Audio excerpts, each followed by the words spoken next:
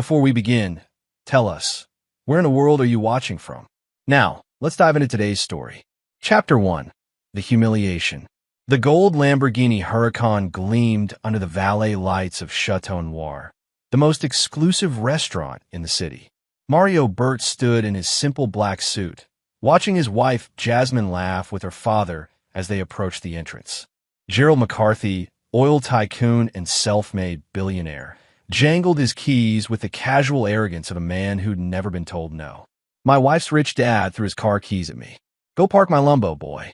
It's the closest you'll ever get to one, Gerald sneered, his weathered face twisted in amusement. The keys struck Mario's chest and fell to the ground with a metallic clink. Jasmine Burt, née McCarthy, covered her mouth as she giggled. Be careful, honey, he might scratch it. Her emerald dress sparkled as she turned to follow her father toward the mahogany doors. You know how clumsy you can be.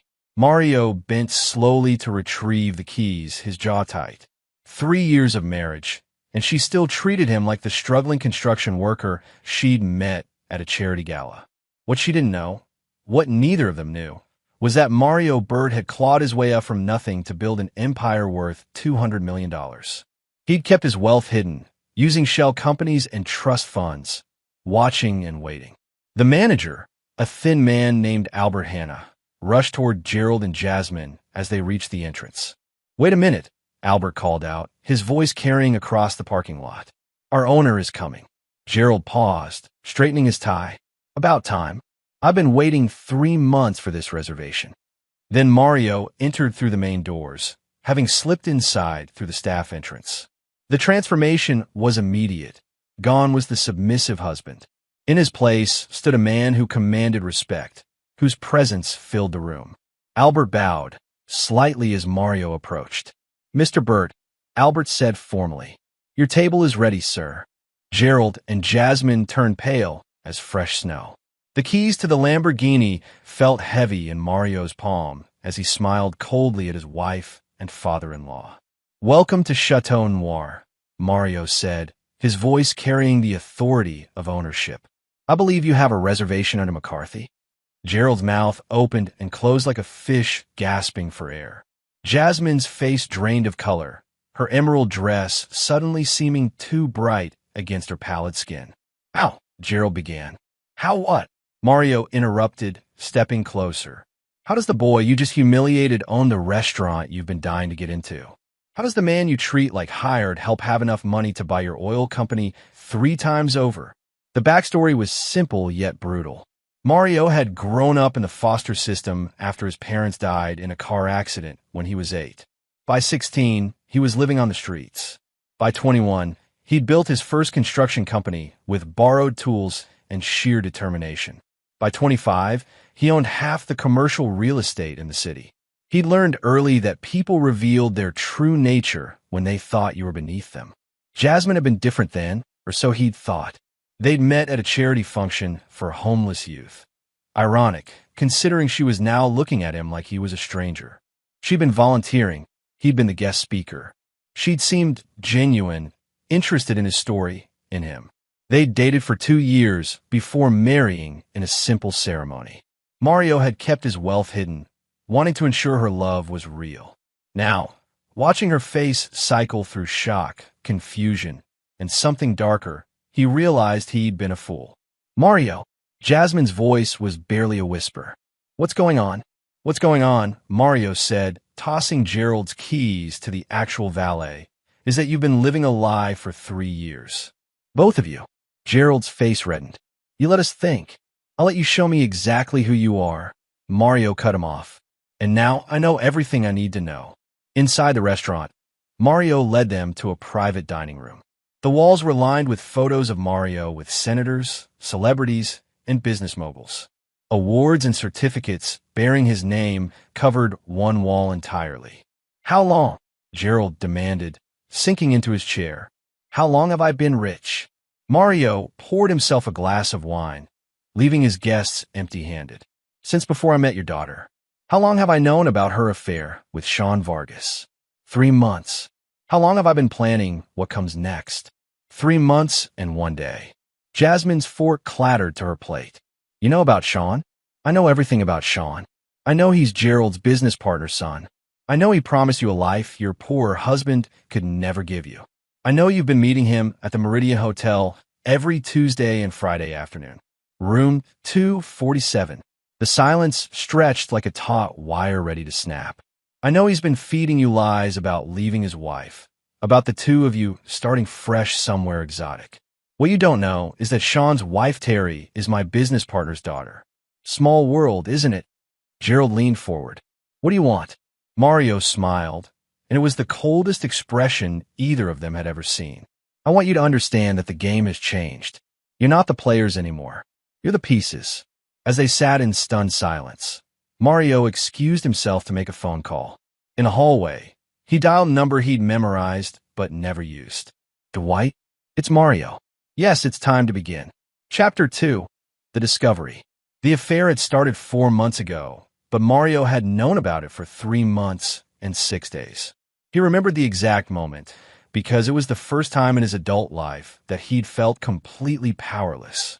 He'd come home early from a business trip to surprise Jasmine, carrying flowers and a diamond bracelet worth more than most people's cars.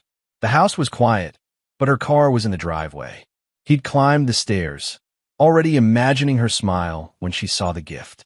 Instead, he'd heard them through the bedroom door. When are you going to leave him? Sean Vargas's voice carried through the thin walls of their modest home. Another lie Mario maintained to keep his wealth hidden. Soon, Jasmine had replied, her voice breathy with passion. I just need to figure out the best way. Mario's so pathetic, I almost feel sorry for him. Poor little construction worker, Sean had laughed. At least he's good with his hands, right? For manual labor, I mean. Their laughter had cut deeper than any physical wound.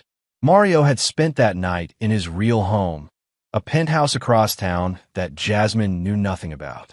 He'd sat in his study, surrounded by monitors displaying his business empire, and planned their destruction. Now, 3 months later, the plan was in motion. Sean Vargas was everything Mario pretended not to be. Born into wealth, educated at Ivy League schools, married to Terry Osborne, daughter of one of the most powerful men in the state. Sean's father, Brian Wolf, was Gerald McCarthy's business partner in a massive oil drilling project in the Gulf of Mexico. What Sean didn't know was that Mario owned the drilling rights to the adjacent waters through a shell company. What Gerald didn't know was that his permits were about to be revoked due to environmental concerns that Mario had been carefully orchestrating for months.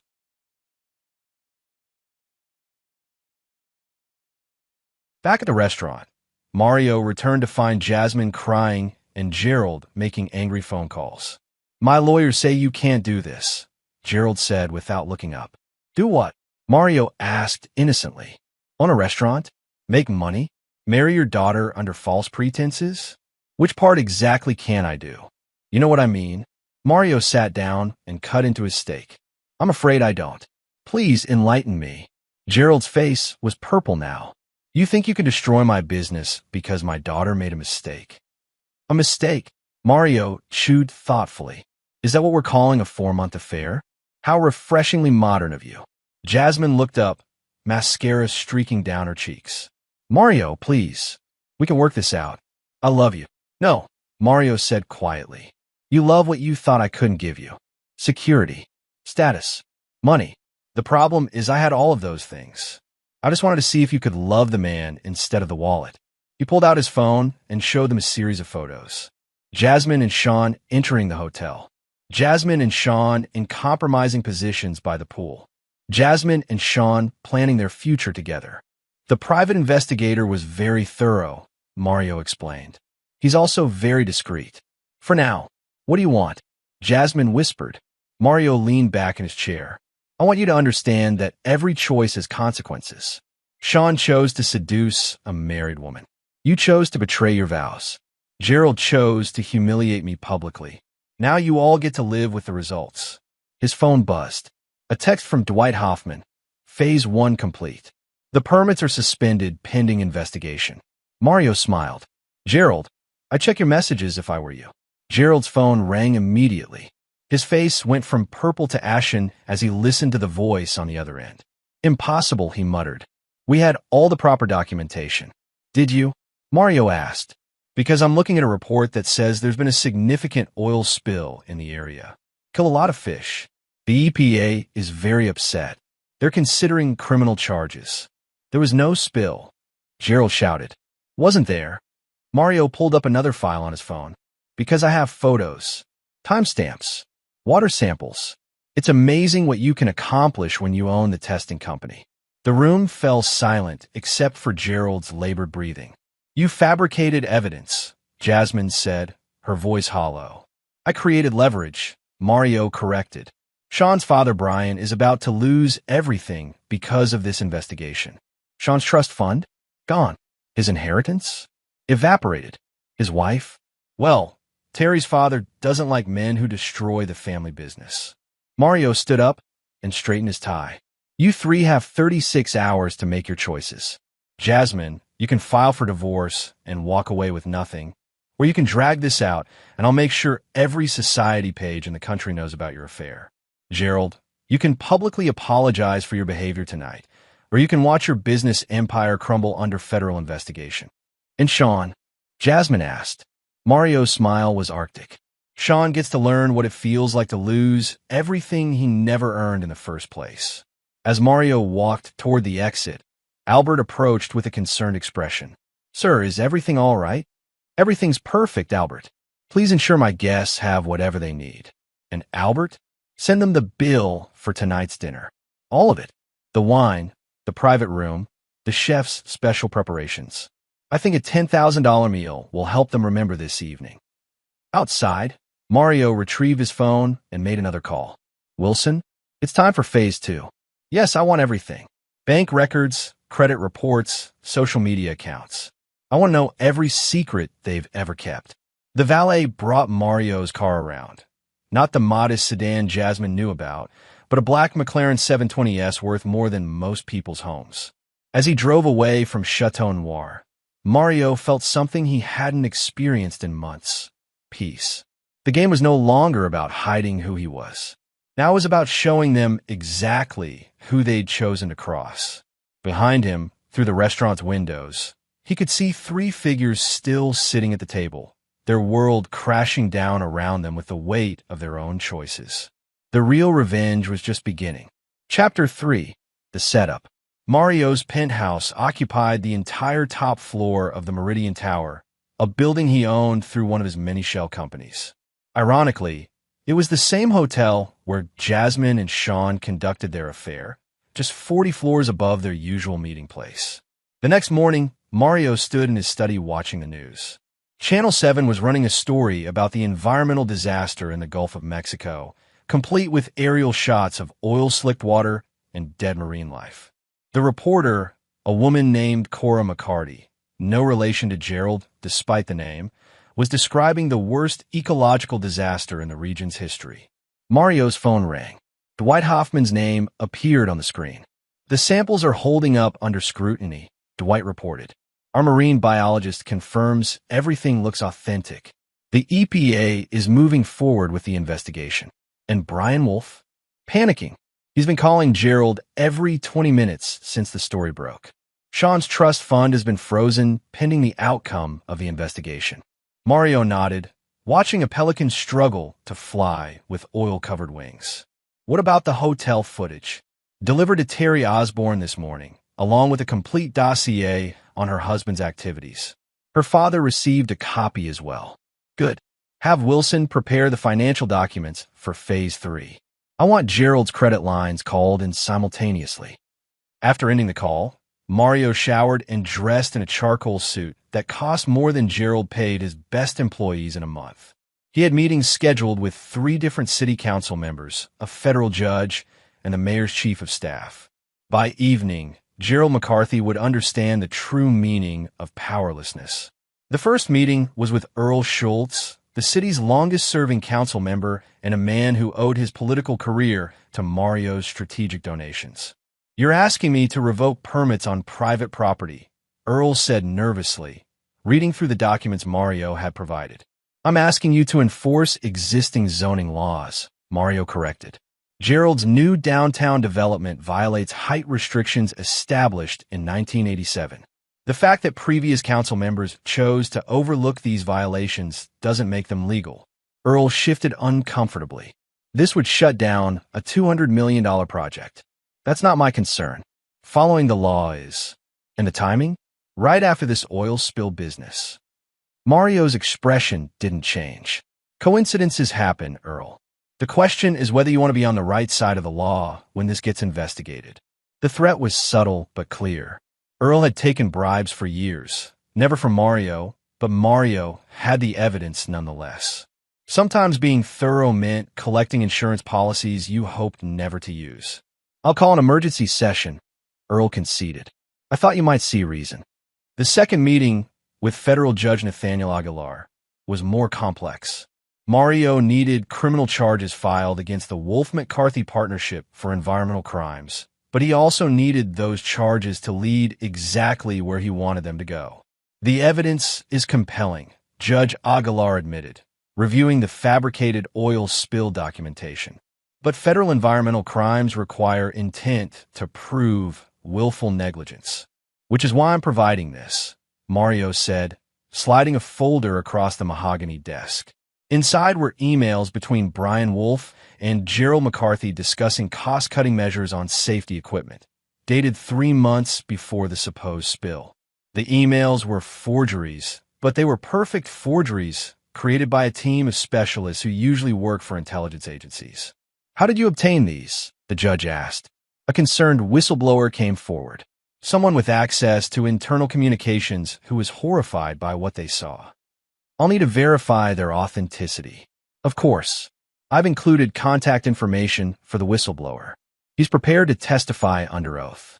The whistleblower was actually Grant Branch, a former Wolf-McCarthy employee who'd been fired for exposing safety violations 2 years ago. Mario had found Grant living in poverty, bitter and angry. For $50,000 and a new identity, Grant was happy to play his part in bringing down his former employers. By the time Mario finished his third meeting, Gerald McCarthy's world was collapsing at precisely the speed Mario had calculated.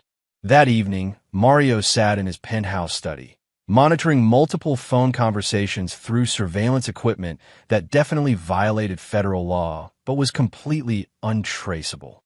He listened to Gerald screaming at his lawyers, to Brian Wolf demanding explanations from the EPA, and to Sean Vargas begging his wife for forgiveness. The most interesting conversation was between Jasmine and her mother, Lynn Wade McCarthy. I don't understand how this happened, Jasmine was saying. Mario was nobody. He fixed things and carried heavy objects. How does someone like that become powerful enough to destroy Daddy's business? Maybe you should have paid attention to the man you married instead of the money you thought you wanted, Lynn replied coldly. You don't understand. Sean and I, we had plans. That is the operative phrase.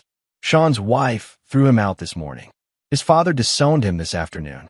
His trust fund is frozen indefinitely. Whatever plans you had, I suggest you make new ones. I could go back to Mario, beg for forgiveness. For what your father tells me, Mario isn't the forgiving type.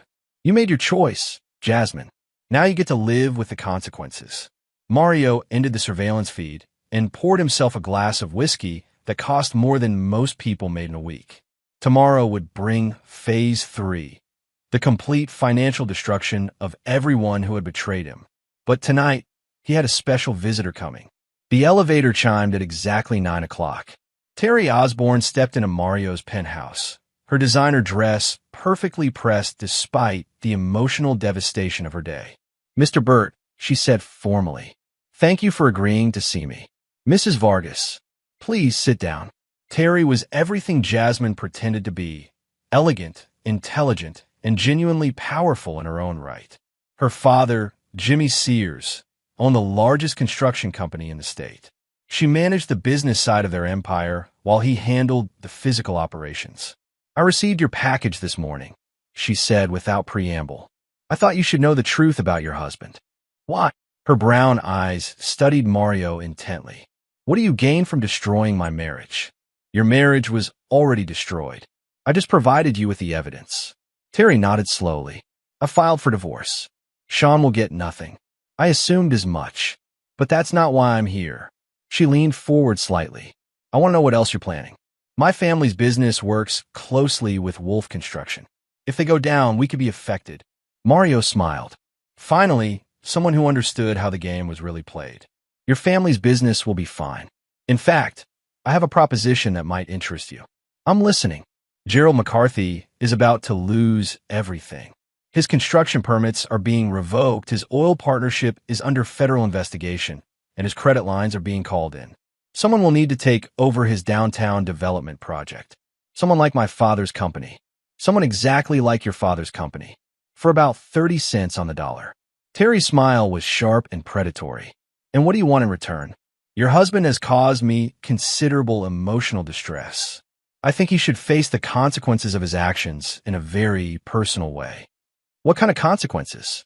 Mario stood and walked to his window, looking down at the city lights.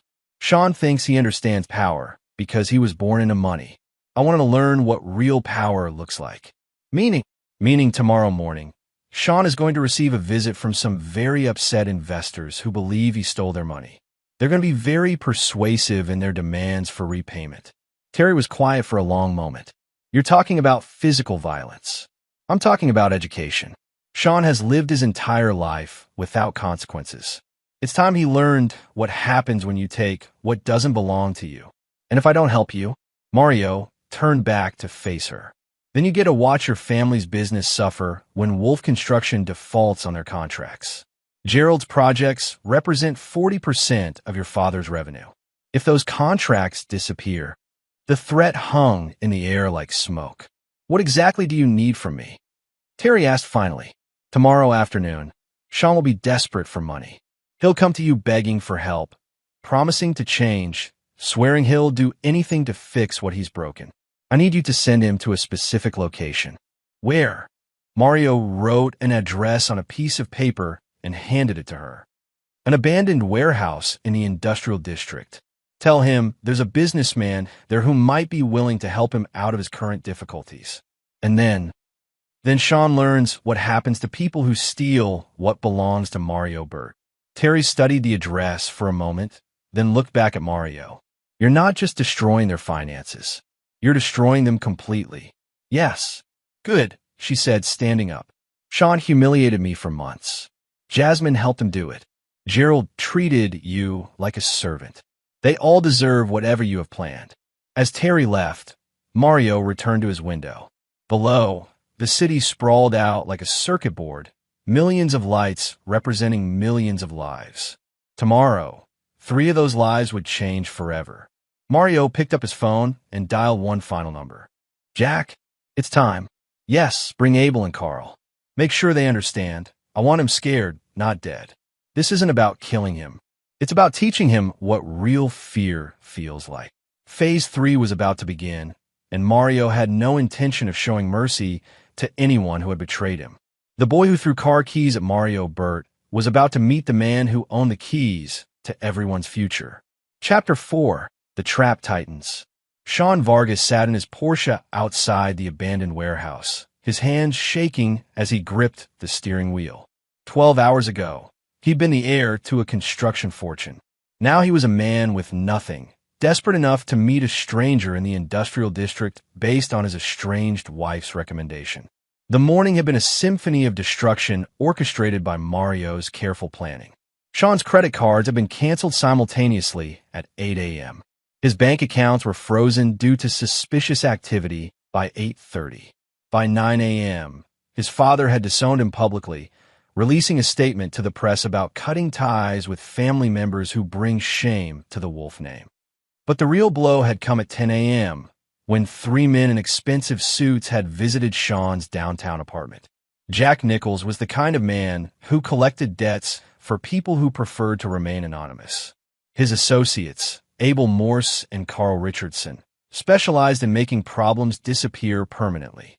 They'd explained to Sean, in very clear terms, that he owed money to some very dangerous people. $500,000, Jack had said, settling into Sean's leather chair like he owned it.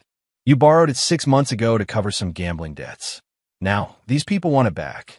I never borrowed any money, Sean had protested. Carl had smiled, pulling out a folder thick with documentation. Says here you did. Got your signature and everything. Even got witnesses. The documents were forgeries, but they were perfect forgeries. Sean's signature had been copied from the affair photos Mario had obtained. Hotel registrations, credit card receipts, anything with Sean's handwriting. The witnesses were real people Mario had paid to remember meetings that never happened. I want my money by midnight, Jack had continued. With interest. Call it 600,000, round numbers. I don't have that kind of money. Then you better find it. These people don't accept payment plans. Now Sean sat outside the warehouse, hoping the mystery businessman Terry had mentioned could somehow solve his problems. His phone buzzed with another threatening text from Jack. 11 hours left. Hope you like broken bones. Inside the warehouse, Mario watched Sean through security cameras he'd installed the week before. The building belonged to him, purchased through another shell company months ago, specifically for this purpose. It had been a clothing factory once, but now it was empty except for the carefully staged setup Mario had arranged. He's been sitting out there for 20 minutes, reported Wilson Klein, Mario's head of security. Think he's getting cold feet. He'll come in, Mario said confidently.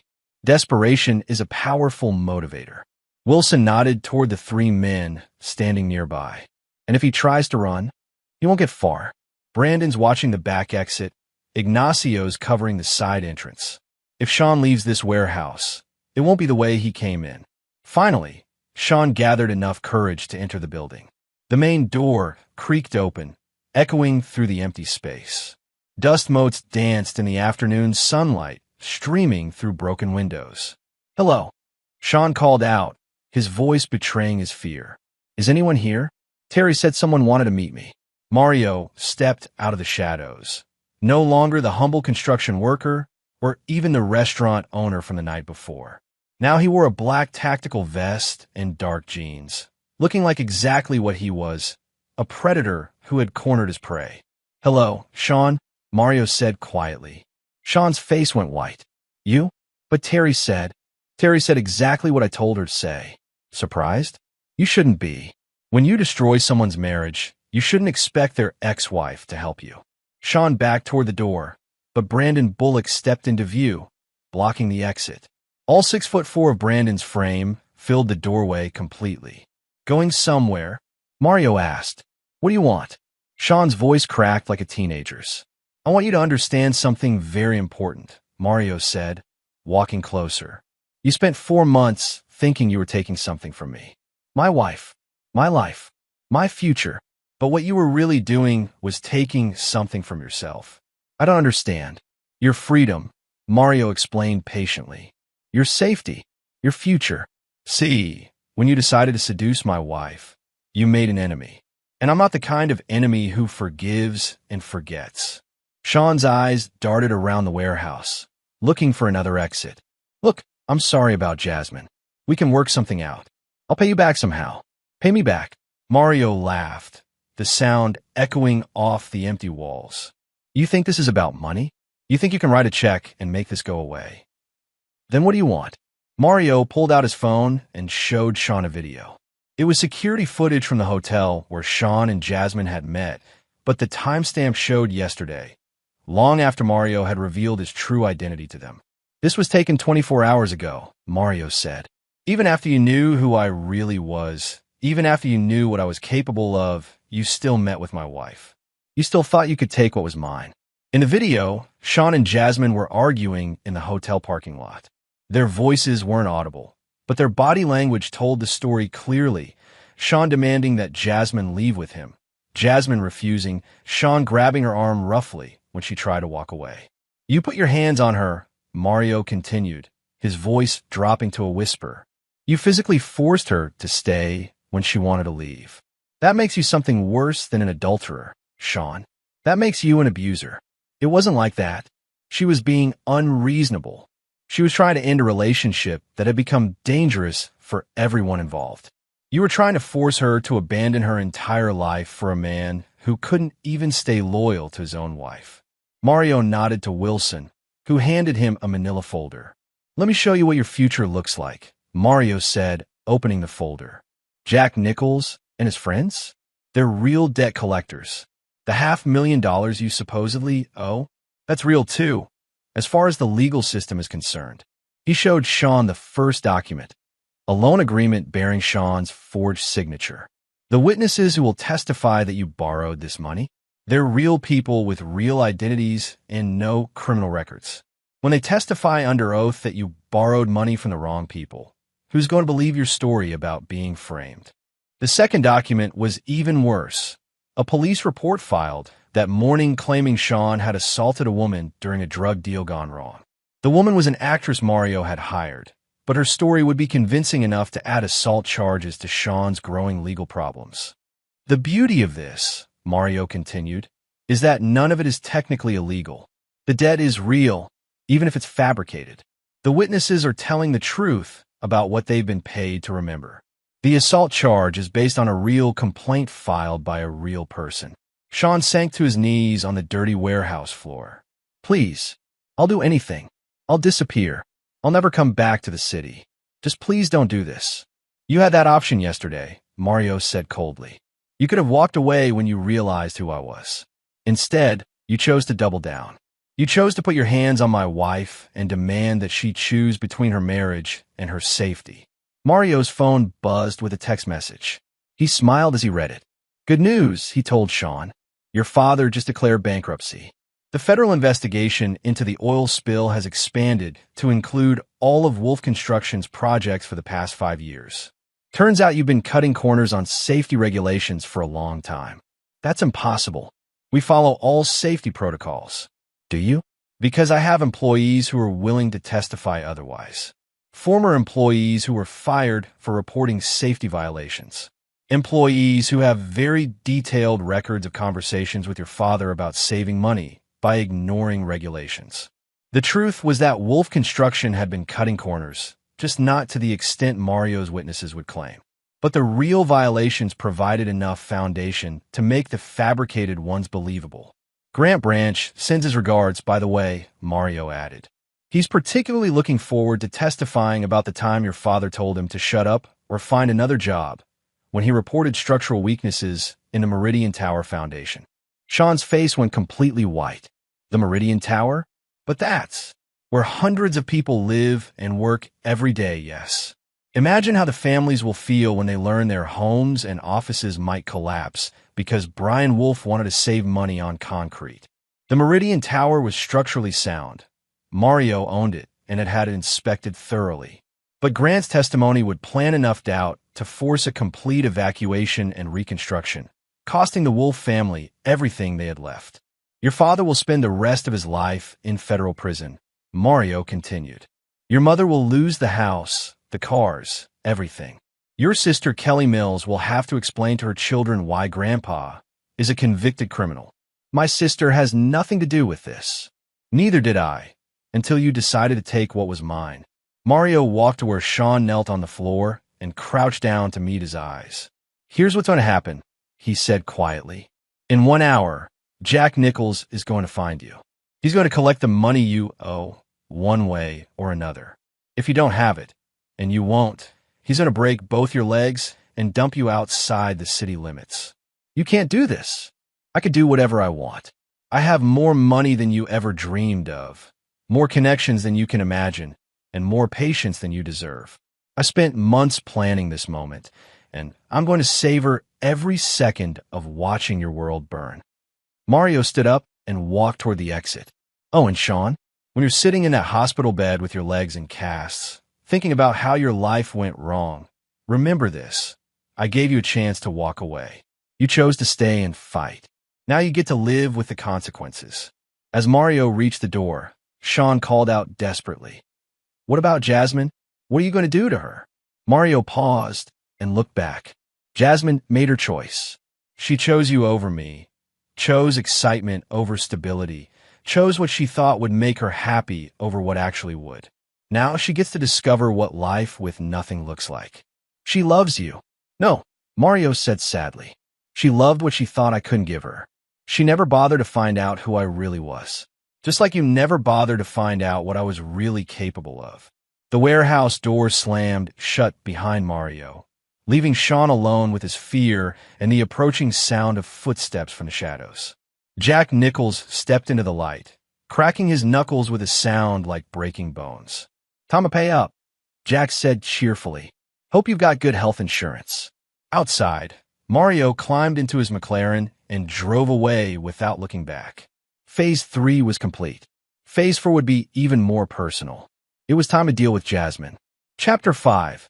Confrontations and Emotional Depth. Jasmine Burt stood in the kitchen of the modest home she'd shared with Mario for 3 years, staring at the divorce papers that had been delivered that morning. The house felt different now. Smaller, shabbier, like a costume she'd outgrown. Everything that had once seemed charming about their simple life now felt like evidence of the lies they'd been living. Her phone buzzed with another news alert about her father's business troubles. The headlines were getting worse. Environmental disaster linked to construction fraud. Wolf McCarthy partnership under federal investigation. Billionaire Gerald McCarthy declares bankruptcy. She tried calling Mario 17 times since leaving the restaurant the night before. Each call went straight to voicemail. Each voicemail was the same. "Mario, please call me back. We need to talk. I can explain everything." But what was there to explain? That she'd fallen in love with another man because she thought her husband was poor? That she'd laughed when her father humiliated him because she was embarrassed by what she thought was his low status? That every day of their marriage had been built on her assumption that she was settling for less than she deserved? The front door opened, and for a moment Jasmine's heart leaped. But it wasn't Mario. It was Lynn Wade McCarthy, her mother, looking older than Jasmine had ever seen her. "Pack your things," Lynn said without preamble. "The bank is foreclosing on this house tomorrow." "What? But this is our home." "Your home belongs to a shell company owned by your husband." Apparently, Mario has been paying the mortgage for 3 years. Now that he's filing for divorce, he's terminating the lease. Jasmine sank into one of the kitchen chairs she'd thought they'd bought together at a second-hand store. Now she wondered if it was actually worth more than her car. "How much of our life was a lie?" she asked. "All of it," Lynn replied bluntly. "The struggling construction worker, the modest income, the financial stress you thought you were living under, all lies. Your husband is worth more money than your father ever was." "But why? Why would he hide that from me?" Lynn pulled out her phone and showed Jasmine a news article from 3 years ago. Local business magnate Mario Burt announces anonymous donation to Foster Youth Foundation. The photo showed Mario in an expensive suit, shaking hands with the charity's director. The caption identified him as reclusive millionaire Mario Burt, whose construction empire has transformed the city's skyline. "This was taken 2 months before you met him," Lynn said. "He was already rich when you started dating. He chose to hide it from you." "But why would he do that?" "Maybe he wanted to see if you could love him for who he was instead of what he had. Apparently, you failed the test." The words hit Jasmine like physical blows. She remembered their early dates. Mario talking about growing up in foster care, about working construction jobs to pay for night school, about dreaming of building something meaningful. She'd been charmed by his stories, moved by his struggles, impressed by his determination to succeed despite his circumstances. But she'd also been secretly relieved when Sean entered her life, offering her the lifestyle she'd grown up expecting. Sean's wealth was visible, obvious, comfortable. He took her to expensive restaurants, bought her designer clothes, promised her a life of luxury that her poor husband could never provide. "Have you heard from Sean?" Lynn asked. "Not since yesterday." His phone goes straight to voicemail. Lynn's expression darkened. "You might want to turn on the news." The local evening news was running a story about a man found beaten in an abandoned warehouse. The victim was identified as Sean Vargas, son of prominent businessman Brian Wolf. He was alive, but in critical condition with 2 broken legs, a fractured skull, and internal injuries. Police believe this was connected to gambling debts, the reporter was saying. Mr. Vargas was reportedly involved with loan sharks who became violent when he couldn't repay what he owed. Jasmine's hands shook as she reached for her phone. She dialed Mario's number again, and this time he answered. "Hello, Jasmine. Did you do this?" she whispered. "Do what?" "Sean. The warehouse. The beating. Sean made some poor financial decisions. I had nothing to do with the consequences." "You're lying." "Am I? Can you prove I was anywhere near that warehouse?" Can you prove I know anything about his gambling debts? Can you prove I've done anything except discover that my wife was cheating on me? Jasmine closed her eyes. Mario, please. We need to talk. We are talking. In person. Face to face. I need to see you. There was a long silence. Finally, Mario said, fine. One conversation. Tonight at 9 o'clock. The penthouse at Meridian Tower. The hotel where you and Sean met for 4 months, yes. Fitting, don't you think? The line went dead. At 9 o'clock, Jasmine stood outside the penthouse elevator, using a key card Mario had left for her at the front desk. Her hand shook as she pressed the button for the top floor. The elevator opened into a foyer more luxurious than any home she'd ever seen. Marble floors, crystal chandeliers, artwork that belonged in museums. This was Mario's real life. The life he'd hidden from her completely. Impressive, isn't it? Mario's voice came from the living room. Jasmine walked toward the sound and found him standing by floor-to-ceiling windows that offered a panoramic view of the city. He was wearing dark jeans and a black sweater, looking more relaxed than she'd seen him in months. How long have you lived here? She asked. 5 years. Since before we met. And you never told me. I never told you a lot of things. He turned to face her. Just like you never told me about Sean. Jasmine looked around the penthouse, at the expensive furniture, the state-of-the-art electronics, the art collection worth more than most people's homes. Why didn't you tell me?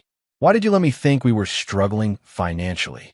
Because I wanted to know if you could love Mario Burt the person, not Mario Burt the bank account. And now you know. Yes, now I know. They stood in silence, the weight of 3 years of deception hanging between them. I did love you, Jasmine said finally. The person, I mean, in the beginning.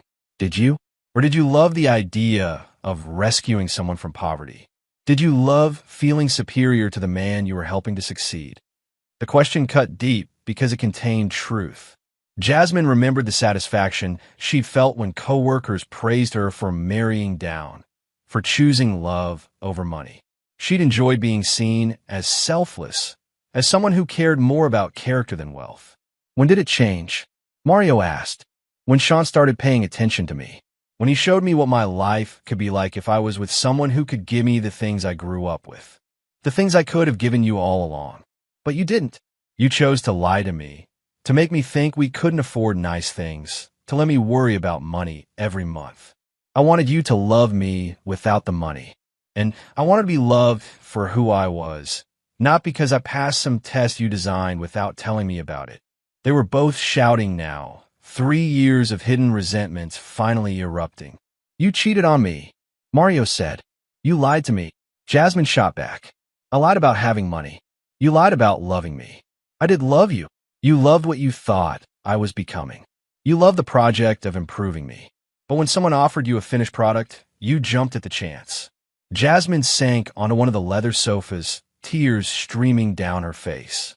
What happens now?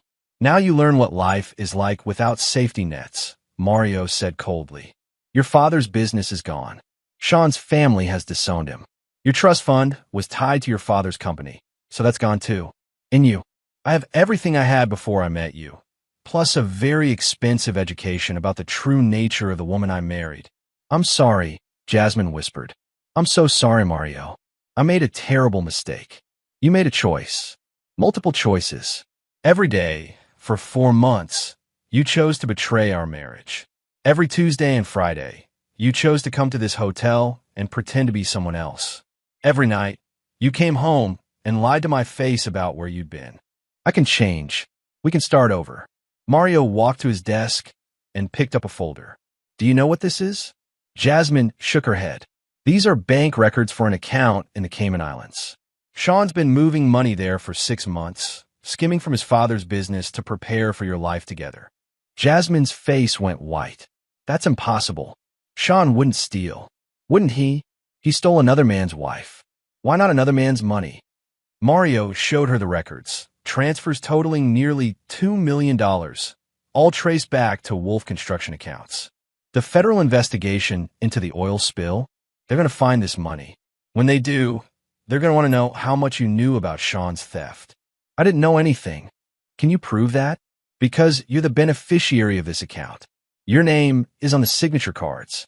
According to these records, you helped Sean steal money from his father's company to fund your future together. The documents were more of Mario's careful forgeries, but they were convincing enough to destroy what remained of Jasmine's life. You're framing me, she said. I'm showing you the consequences of your choices. You chose Sean over me. Sean chose theft over honesty. Now you both get to live with the results. Jasmine stood up, anger replacing despair. You're destroying innocent people. Innocent? Mario laughed bitterly. Your father threw his car keys at me and called me boy. You laughed at his humiliation. Sean seduced another man's wife and put his hands on her when she tried to leave. Which one of you is innocent? We made mistakes. You made choices. Every decision was deliberate. Every betrayal was calculated. Now you want forgiveness because the consequences are more severe than you expected. Mario walked to the window and looked out at the city lights. I spent months planning this, Jasmine. Months learning about your father's business, about Sean's family, about every vulnerability I could exploit. Do you know why? Because you're a monster. Because I loved you. Because I gave you everything I had, my trust, my heart, my future, and you threw it away for a man who promised you things I already owned. He turned back to face her. The Mario you married would have forgiven you. He would have fought for your marriage, gone to counseling, tried to rebuild what you'd broken. But that Mario was an illusion. I'm the real Mario, and I don't forgive betrayal. What about mercy? What about second chances? What about loyalty? What about honoring your vows? You didn't give me a second chance when Sean showed interest. You gave up on our marriage the moment something better came along. Jasmine walked to the elevator, her heart breaking with each step. At the doors, she turned back one final time. I hope someday you'll understand that destroying us won't fix what's broken inside you, she said. And I hope someday you'll understand that some betrayals can't be forgiven, Mario replied. The elevator doors closed between them, sealing the end of their marriage and the beginning of Jasmine's new reality. Mario stood alone in his penthouse, surrounded by the wealth and power he'd hidden from the woman he'd loved.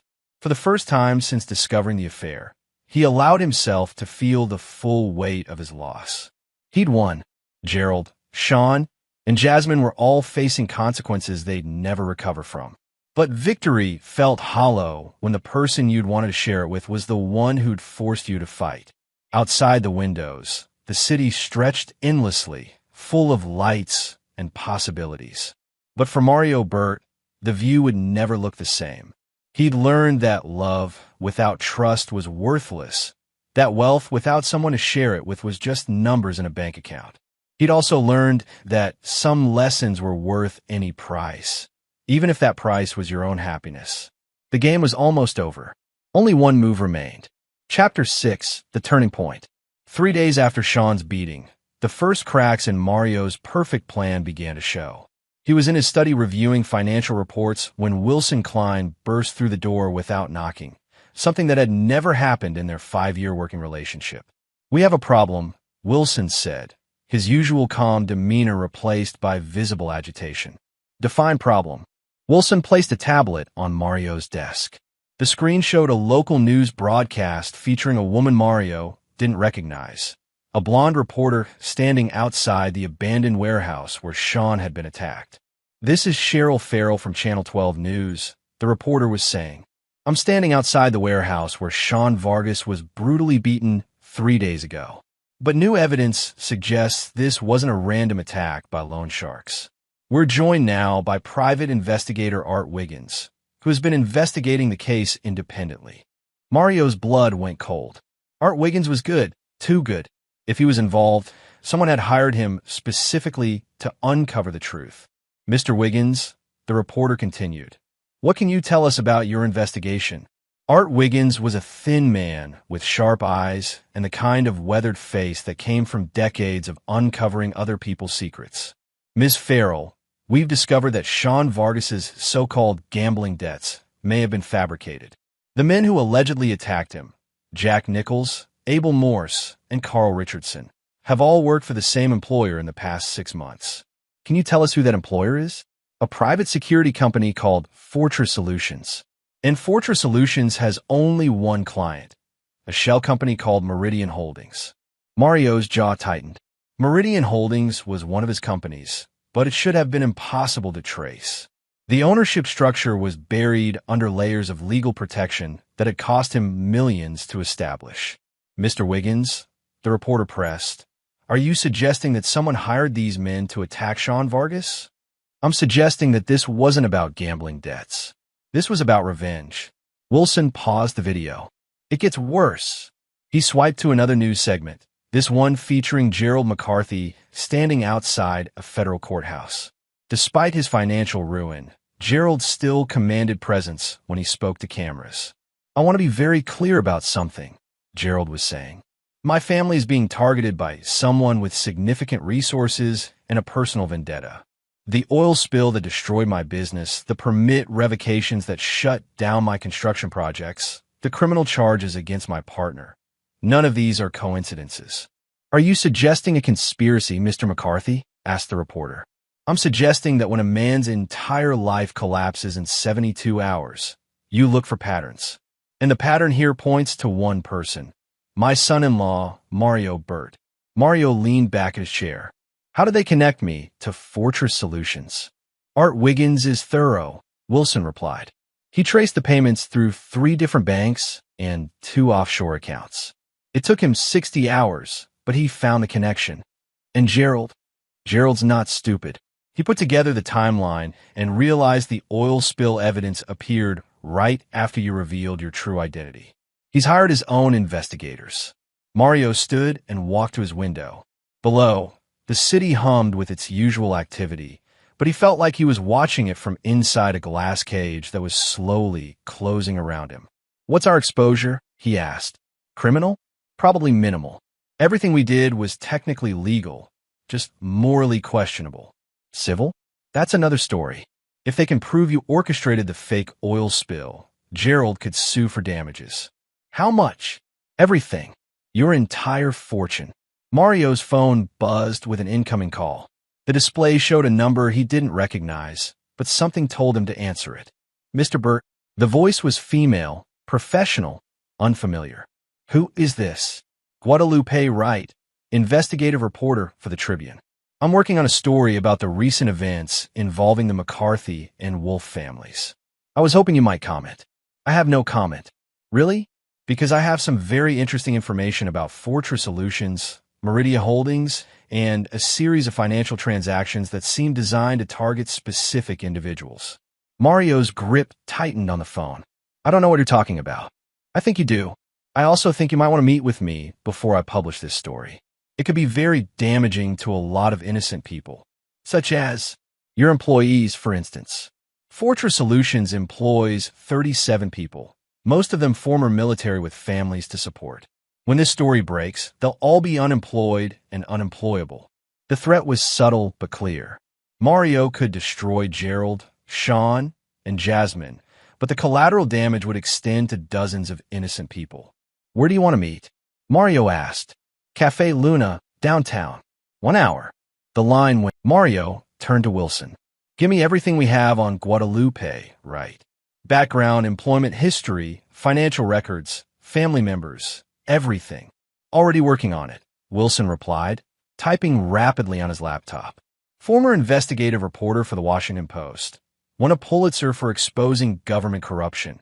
Moved to local news 3 years ago after her editor was murdered while investigating organized crime connections to city officials. Murder. Car bomb. Very professional job. Wright blamed herself for getting him involved. Took a job here to get away from the pressure. Mario nodded. So she's not easily intimidated. And she's very good at what she does. If she's investigating us, she's already found more than we want her to find. 40 minutes later, Mario sat across from Guadalupe right in a corner booth at Cafe Luna. She was younger than he'd expected, probably mid-30s, with intelligent dark eyes and the kind of focused intensity that came from years of digging up buried truths. Thank you for meeting with me, she said, opening a thick folder.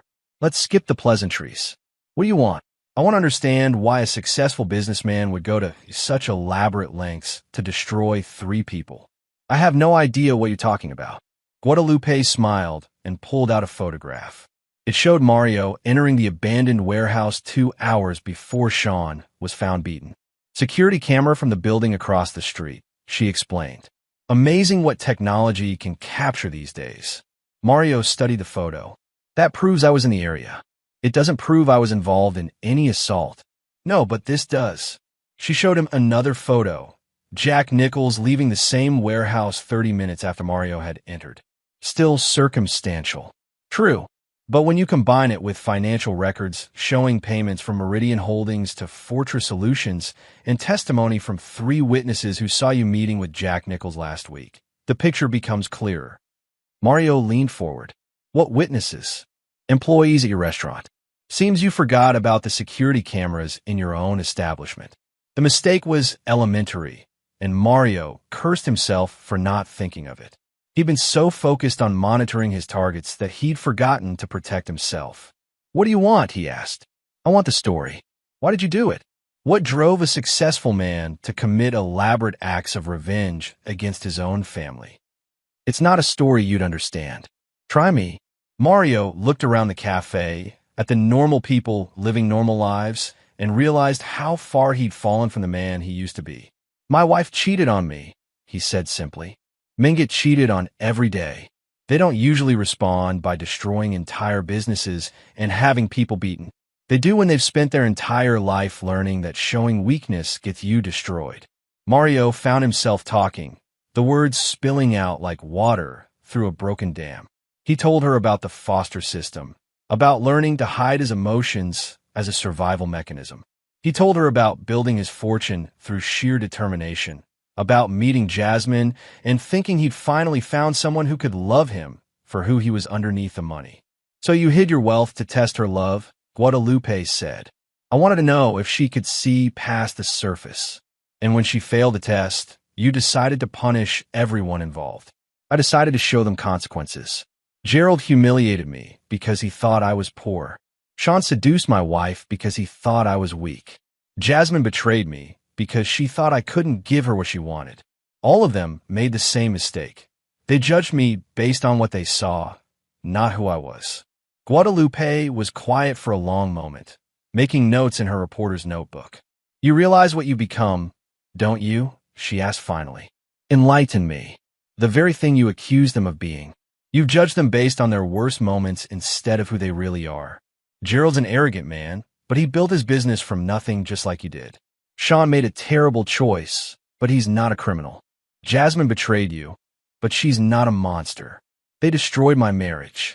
No, Mr. Burt, you destroyed your marriage the moment you chose deception over honesty. Everything that happened after that was just consequences. The words hit Mario like physical blows. You don't understand. I understand perfectly. I've seen this story before. Powerful man feels betrayed, uses his resources to destroy the people who hurt him, justifies it by calling it justice. The only difference is the scale of your revenge. What's your point? My point is that you're about to lose everything you've worked for. And for what? To prove that you're more powerful than people who already know they're weaker than you. Guadalupe pulled out another folder, this one even thicker than the first. Gerald McCarthy has filed a civil lawsuit against you for $200 million. Sean Vargas's wife has filed criminal charges for conspiracy to commit assault. The FBI is investigating the fake environmental evidence you used to destroy Wolf Construction. You can't prove any of that. I don't have to. The investigators you didn't know about have already proven it. Art Wiggins has been feeding information to federal agents for 3 days. They have recordings, photographs, financial records, and witness testimony. Mario felt the walls closing in around him. What do you want? I want you to end this. Call off your dogs, admit what you've done, and face the consequences like the man you claim to be. And if I don't, then you'll face the consequences anyway, but you'll have destroyed even more innocent people in the process. Mario stood up to leave, but Guadalupe's next words stopped him cold. Your wife tried to kill herself last night. The coffee shop seemed to spin around Mario as he sank back into his seat. She's alive, Guadalupe continued quickly. Her mother found her in time, but she left a note apologizing for ruining your life, apologizing for not being worthy of the man you really were. You're lying.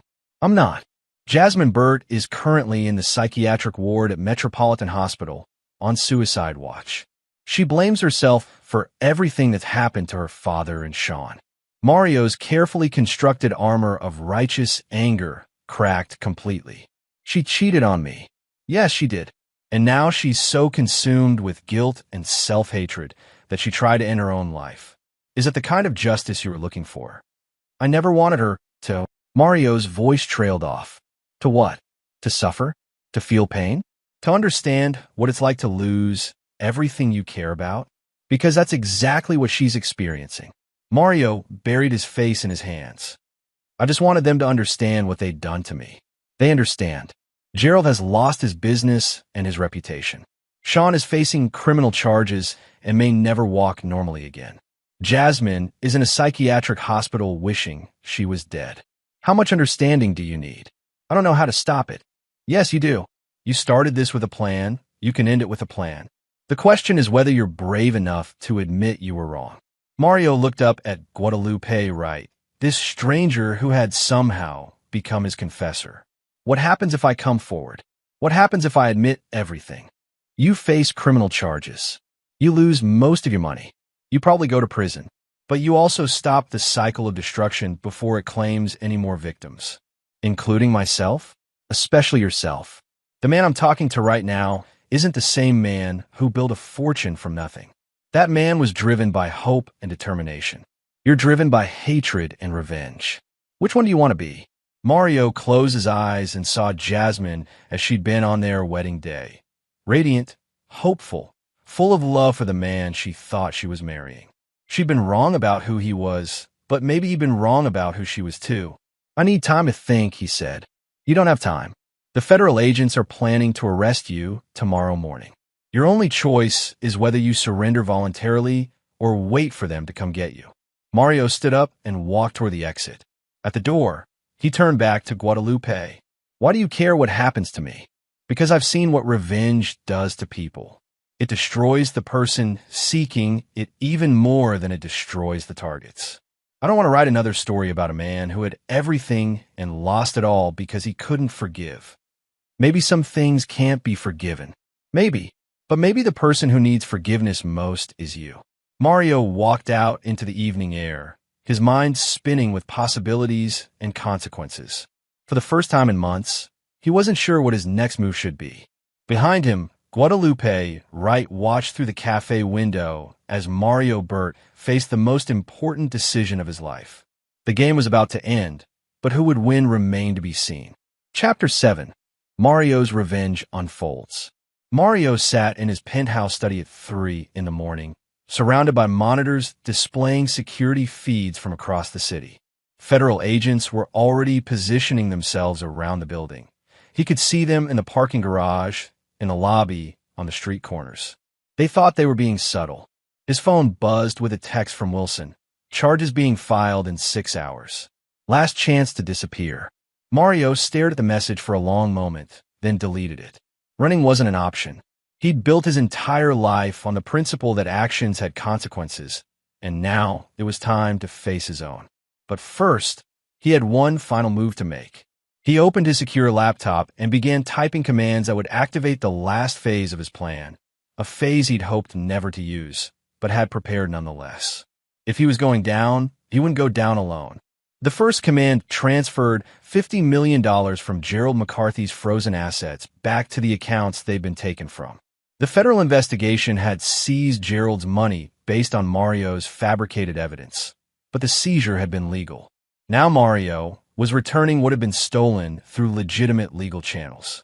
The second command released a comprehensive dossier to every major news outlet in the country. The files contained detailed evidence of actual corruption within the Wolf Construction Company.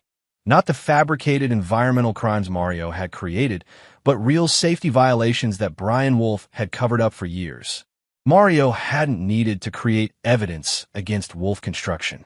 The real evidence had been there all along, hidden in employee complaints and safety reports that had been buried by company lawyers. Mario had simply chosen to use fake evidence because it was faster and more dramatic. Now, the real evidence would surface, ensuring that Brian Wolf faced genuine consequences for legitimate crimes. The third command was more personal. It activated a trust fund that would provide for Sean Vargas's medical expenses and rehabilitation costs. The money came with conditions. Sean would have to complete therapy for his gambling addiction and abusive behavior, and he could never contact Jasmine again.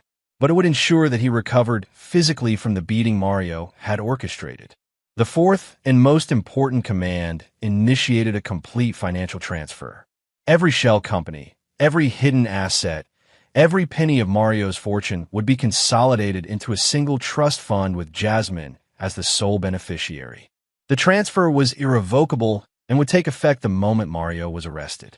He wasn't doing this out of love or forgiveness. He was doing it because Guadalupe Wright had been right about one thing. Jasmine's attempted suicide was more consequence than he'd intended to create. Mario's computer chimed as the final transfer completed.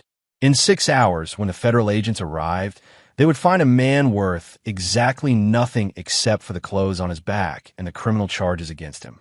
But before that happened, he had one last conversation to conduct. The Metropolitan Hospital Psychiatric Ward was heavily secured, but Mario had been visiting patients in various hospitals for years through his charitable foundation. Getting inside required only a phone call to the night administrator. "Mr. Burt," said Dr. Angelina Valdez, the attending psychiatrist. "I have to say, I'm surprised to see you here. How is she?" "Stable. The suicide attempt was serious. She would have died if her mother hadn't found her. But she's responding well to treatment." "Can I see her?" Dr. Valdez hesitated. "That depends. Are you here as her husband or as the man who's been systematically destroying her life for the past week?" "Both, I suppose. She's very fragile right now. If you're here to cause more damage, I'm here to end it." Dr. Valdez studied Mario's face for a long moment, then nodded. "Room 314. 10 minutes only." Jasmine looked smaller than Mario remembered, sitting by the window in a hospital gown with her hair pulled back and no makeup. She turned when he entered, and her expression cycled through shock, fear, and something that might have been hope. "Mario, why are you here?" "I came to tell you something important." He sat in the chair across from her bed. "In about 5 hours, federal agents are going to arrest me for conspiracy, fraud, and a dozen other charges. I'll probably spend the next 10 years in prison. I don't understand. I fabricated evidence to destroy your father's business. I hired men to beat Sean. I created fake debt records and false witness testimony. I committed multiple federal crimes, and now I'm going to face the consequences." Jasmine stared at him in silence. "But before I go to prison," Mario continued, "I wanted you to know that you're going to be financially secure. Everything I own, every company, every property, every investment is being transferred to a trust fund in your name. I don't want your money. It's not about what you want. It's about what you need. You'll have enough to take care of your mother, to help your father rebuild his life, to pay for Sean's medical expenses if you choose to." "Why would you do this?" Mario looked out the window at the sunrise beginning to paint the sky. "Because I realized something last night. The man you fell in love with 3 years ago, the one who told you stories about growing up in foster care and working construction jobs, he was real. He was just richer than you knew. Mario, the man you cheated on, the one who hid his wealth and tested your love, he was an imposter. I created him because I was afraid you couldn't love the real me. The real you. A man who grew up believing that everyone would eventually abandon him. A man so terrified of being hurt that he hurt everyone else first. A man who spent months planning elaborate revenge because he couldn't face the simple truth that his marriage failed because he never trusted his wife enough to be honest with her." Jasmine wiped tears from her eyes. "I did love you. The person, not the money. I fell in love with your stories, your dreams, your determination. I fell in love with the man who came from nothing and built something meaningful. But you fell out of love when things got difficult. I fell out of love when I started feeling like I wasn't enough for you. Like you were settling for me because you thought you couldn't do better.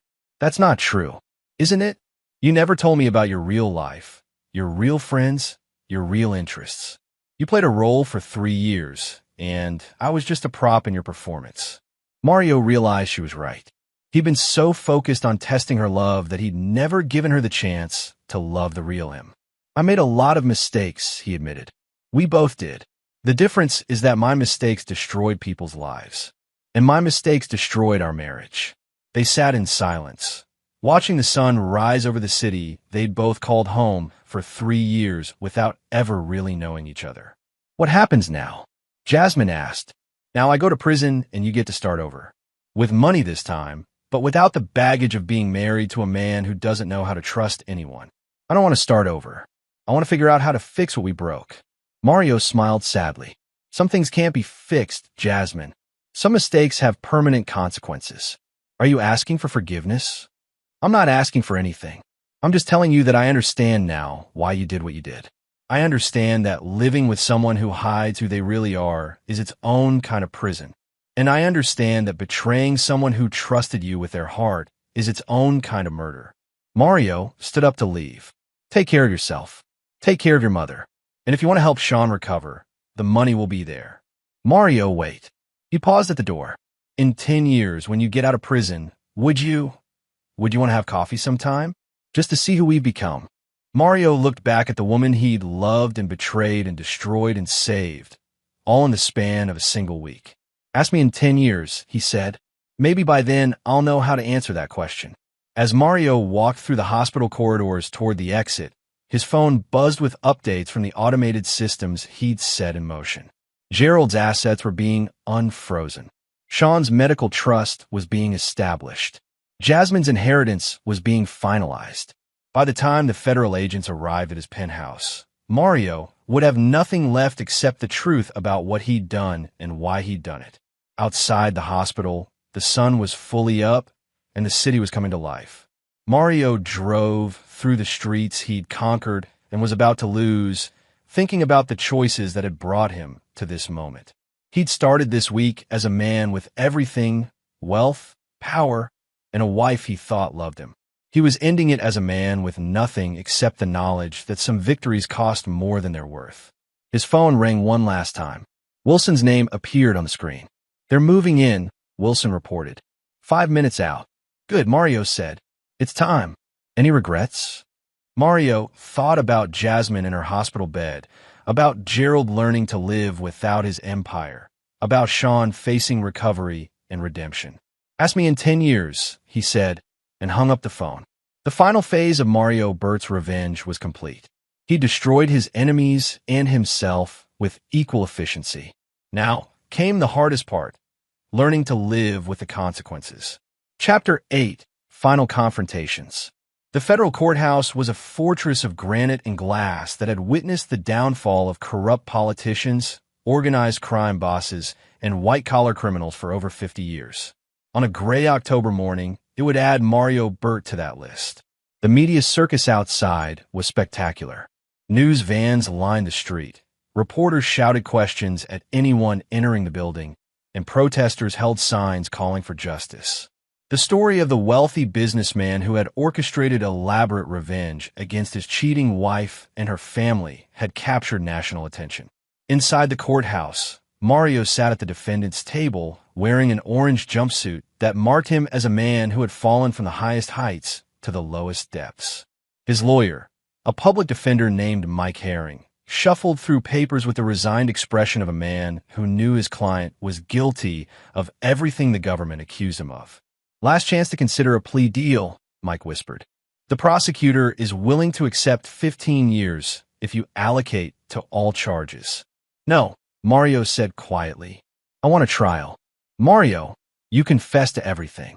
You provided the evidence against yourself. There's no defense here.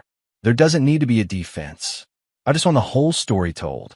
In the gallery behind him, Mario could see the faces of everyone his actions had affected. Gerald McCarthy sat in the front row, looking older but somehow more solid than he had before losing his fortune. Lynn Wade McCarthy sat beside him, holding the hand of her daughter.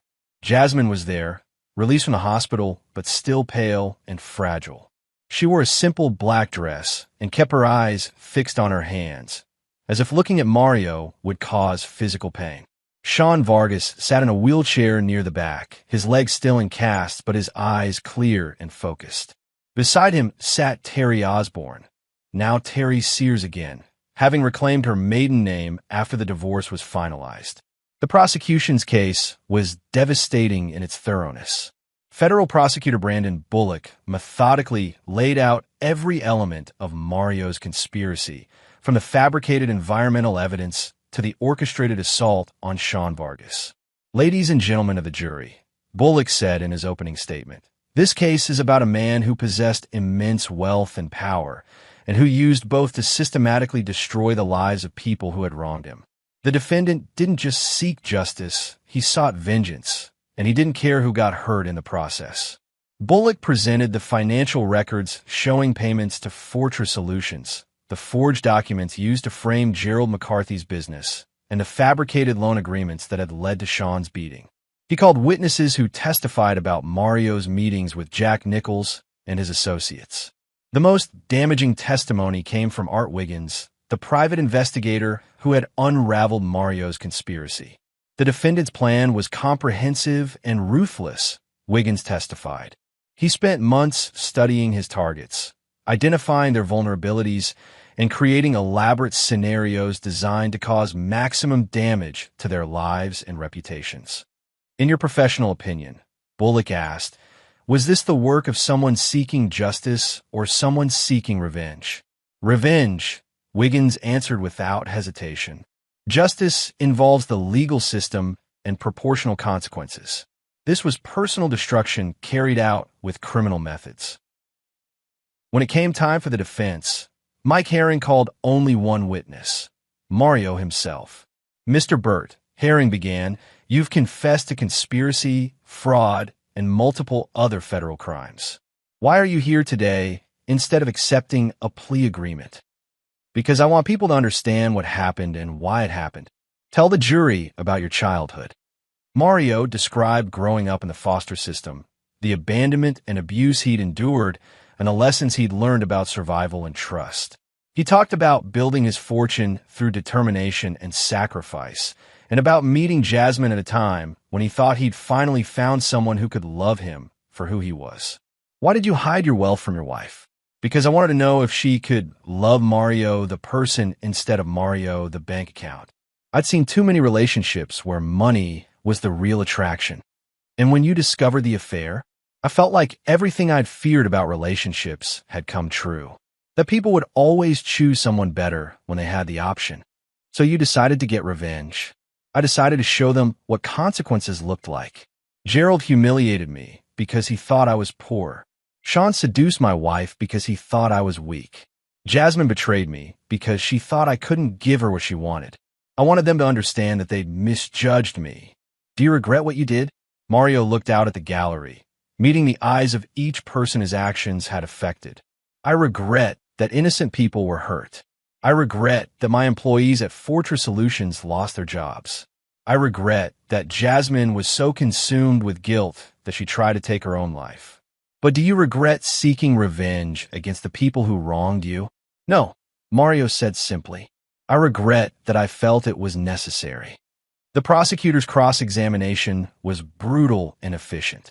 Mr. Burt, you've testified that you wanted people to understand consequences. Let's talk about those consequences.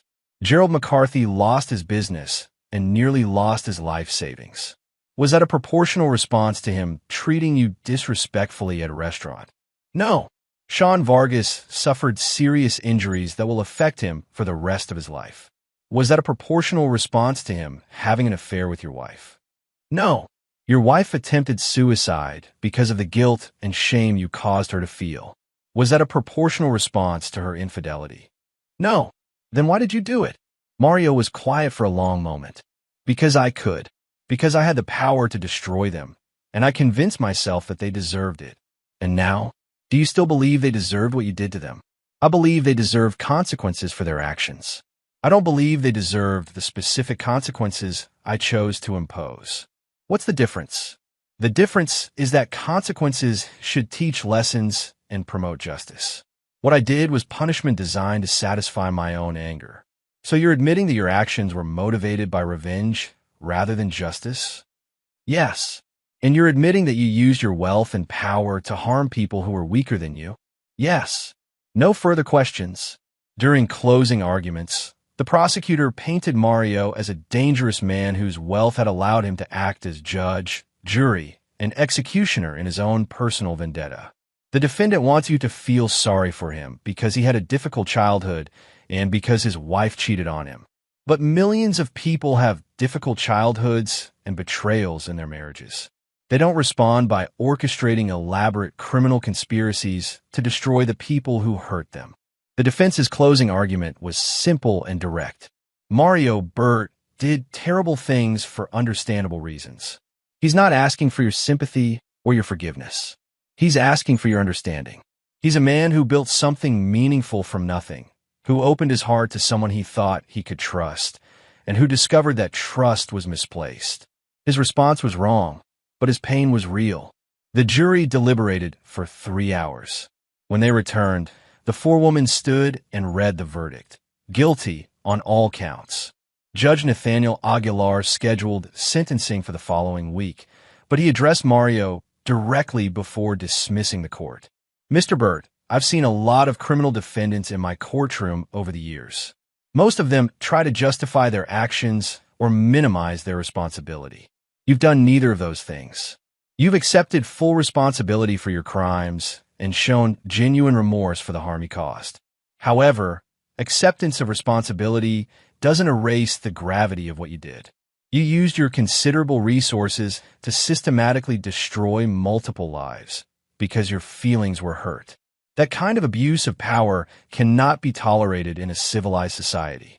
The judge paused, looking directly at Mario. I hope that when you get out of prison, you'll use your intelligence and determination for something more constructive than revenge. As the bailiffs led Mario away in handcuffs, he looked back one final time at the gallery. Gerald McCarthy was watching him with an expression that might have been respect. Sean Vargas was talking quietly to his physical therapist about his recovery timeline. Jasmine met his eyes across the courtroom and mouthed 2 words, "Thank you." Mario wasn't sure what she was thanking him for. The money he'd left her, the confession that had ended their mutual torment, or the lessons they'd both learned about the price of deception and betrayal. Maybe it didn't matter. Some conversations were too complex for words anyway. As the courtroom doors closed behind him, Mario Burt began the next phase of his life, learning to live with the consequences of choices that had seemed so clear when he was planning them, and so complicated now that they were irreversible. The man who had once controlled everything was about to discover what it meant to control nothing except his own response to the circumstances he'd created. It would be the hardest lesson of his life. Chapter 9, Brutal Conclusion. 22 months later, Mario sat in the visiting room of Federal Correctional Institution Oakdale, a medium-security prison in Louisiana where white-collar criminals serve their sentences alongside drug dealers and bank robbers. He'd been expecting this visit for weeks, ever since Jasmine had written to tell him she was coming. She looked different, stronger, more confident, wearing clothes that suggested financial stability but not ostentation. Her hair was shorter, and there was something in her eyes that hadn't been there during their marriage, self-knowledge. "You look good," Mario said as she sat across from him at the metal table.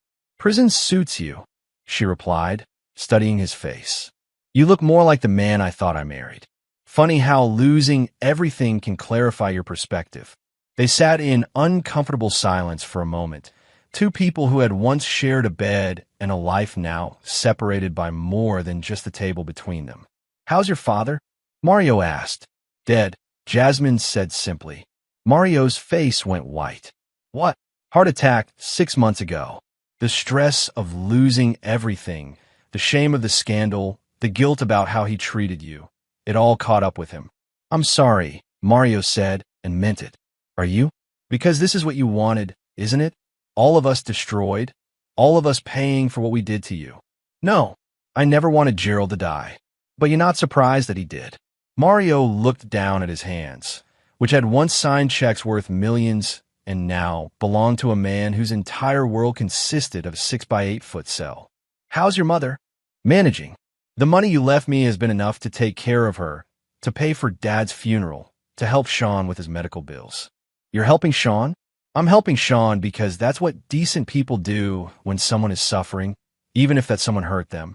The judgment in her voice was clear, and Mario felt it like a physical blow.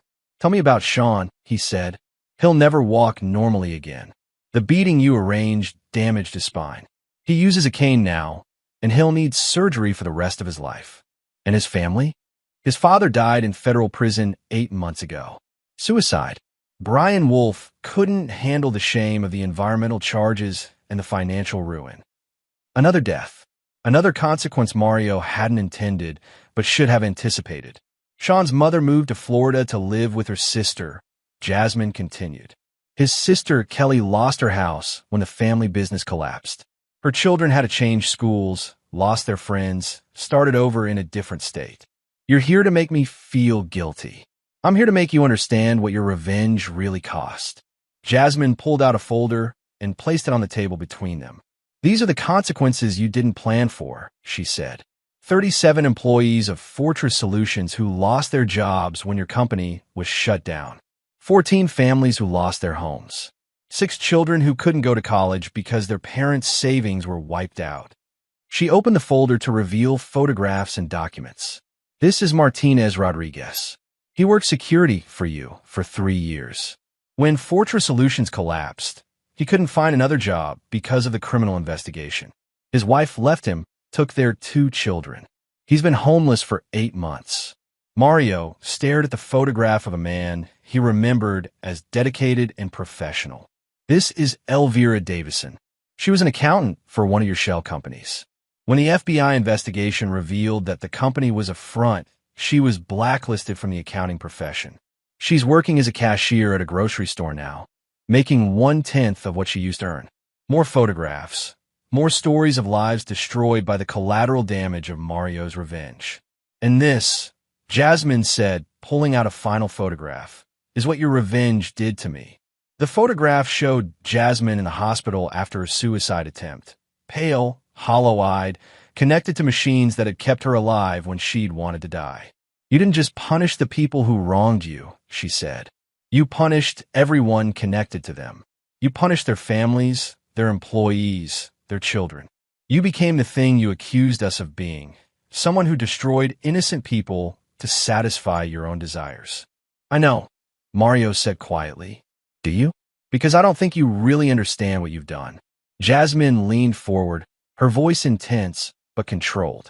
My father died, believing he was a failure who had destroyed his family's legacy. Sean's father died, believing he was a criminal who had betrayed everyone who trusted him. Those men died carrying guilt for crimes they didn't commit, shame for mistakes that were manufactured by your elaborate revenge plot. They made real mistakes too. Yes, they did. My father was arrogant and cruel to you. Sean was selfish and destructive. But their real mistakes were human failings, not the monstrous crimes you convinced them they'd committed. And you? Mario asked, what were your real mistakes?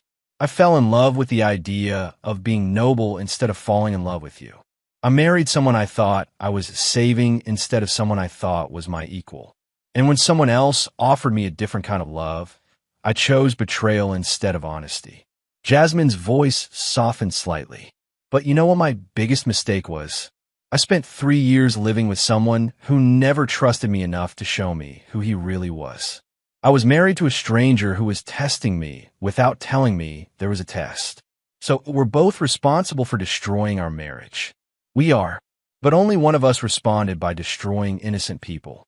Mario was quiet for a long moment, absorbing the weight of what Jasmine was telling him. Why are you here? He asked finally. What do you want from me? I want you to understand that your revenge is still happening. Every day, people are suffering consequences from choices you made in anger. Children are going hungry because their parents lost jobs at companies you destroyed. Families are broken because you decided that everyone connected to your enemies deserved to be punished. What do you want me to do about it? I want you to stop it. I'm in prison. I can't stop anything. You can. You have almost 6 years left on your sentence. When you get out, you'll still be young enough to rebuild your fortune. The question is what you'll do with it. Jasmine pulled out another document, a proposal for a foundation that would provide assistance to the families affected by Mario's conspiracy. "I've drawn up plans for a charitable foundation," she said. "It would provide job training for displaced workers, college scholarships for children whose families lost their savings, counseling services for people dealing with the trauma of financial ruin.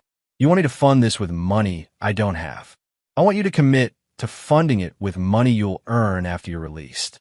I want you to spend the rest of your life trying to repair the damage you caused instead of being proud of how effectively you destroyed your enemies."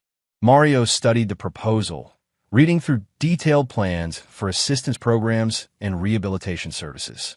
"And if I refuse, then you continue being the monster you became. You serve your sentence, get released, rebuild your fortune, and go back to being a man who values power over people. Is that what you think I am? A monster?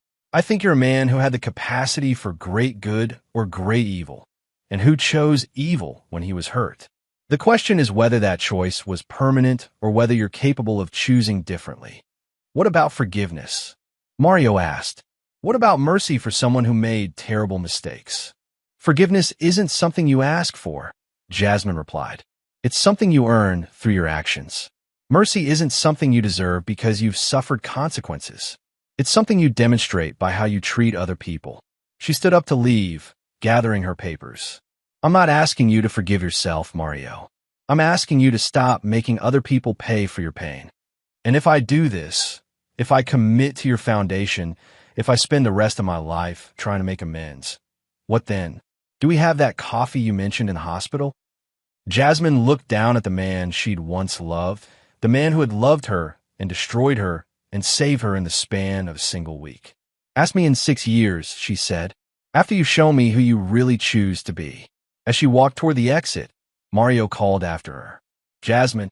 She turned back. "I'm sorry. For all of it. For the lies, for the revenge, for the pain I caused you and everyone else." "I know you are," she said. "The question is whether you're sorry enough to spend the rest of your life proving it." The visiting room door closed behind her, leaving Mario alone with the weight of consequences he was still learning to understand. That night, in his cell, Mario read through Jasmine's foundation proposal again. The estimated cost was staggering, nearly $100 million over 20 years. It would require him to rebuild his fortune with the specific purpose of giving it away to the people his revenge had harmed. It would be a different kind of empire than the one he'd built before, not designed to accumulate power, but to repair damage. Not built on the principle that everyone would eventually betray him, but on the hope that some mistakes could be forgiven through sufficient effort to make amends. Mario pulled out a piece of paper and began to write. To the Board of Trustees of the Consequence Foundation, he began, naming Jasmine's proposal for the first time. "I commit to funding this organization upon my release from federal prison. This letter constitutes a legally binding agreement that 25% of all income one earned for the remainder of my life will be donated to assist the families affected by my criminal conspiracy." He signed the document and sealed it in an envelope addressed to Jasmine. It wasn't redemption. Redemption couldn't be purchased with money or promises. But it was a beginning, a first step toward becoming someone who created more than he destroyed. Outside his cell window, the Louisiana night was dark and quiet. Mario had 6 years and 4 months left to serve. 6 years and 4 months to think about the man he'd been and the man he wanted to become. For the first time since his arrest, he had something to look forward to besides his own freedom. He had the possibility of earning something more valuable than wealth or power. The right to forgive himself for the choices that had brought him to this place. The boy who had thrown car keys at him would never again have that power over Mario Bird. But the man who had caught those keys would spend the rest of his life learning what real strength looked like.